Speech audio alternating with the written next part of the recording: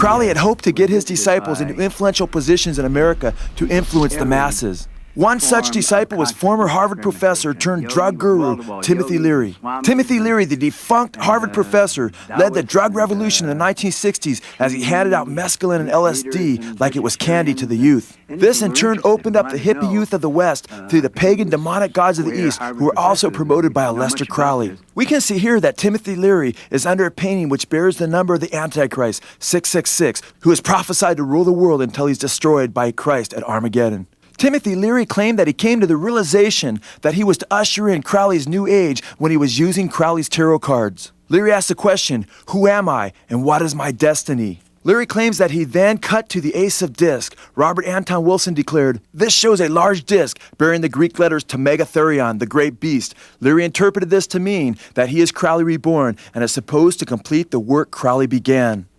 On a PBS interview, Timothy Leary let his hair down and admitted that he was carrying on Satanist Aleister Crowley's work and that the 1960s is when the plan began to come to fruition. Well, I've been an admirer of Aleister Crowley. I think that I'm carrying on much of the work that he started over 100 years ago, and I think the 60s themselves. You know, Crowley said he was in favor of finding your own self and do what thou wilt shall be the whole of the law, under love. It was a very powerful statement. I'm sorry he isn't around now to appreciate the glories that he started.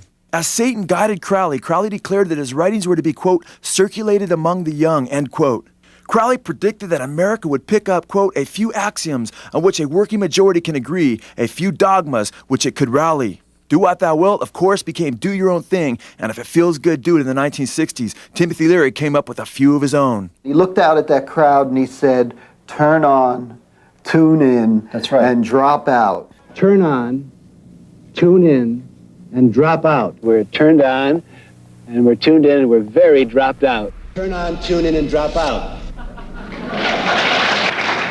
Turn on, tune in, and drop out became turn on, tune in, and take over, as the easily led Crowleyan youth culture was deceived into believing that they had received spiritual enlightenment, when in fact they had swung the door open to Satan and his plan to destroy the world.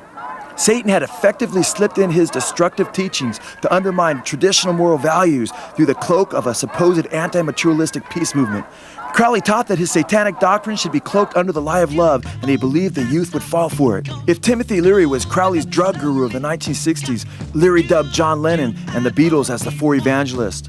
The Beatles wrote the song Come Together as a campaign song for Leary's hopeful presidential bid that, thank God, never got off the ground.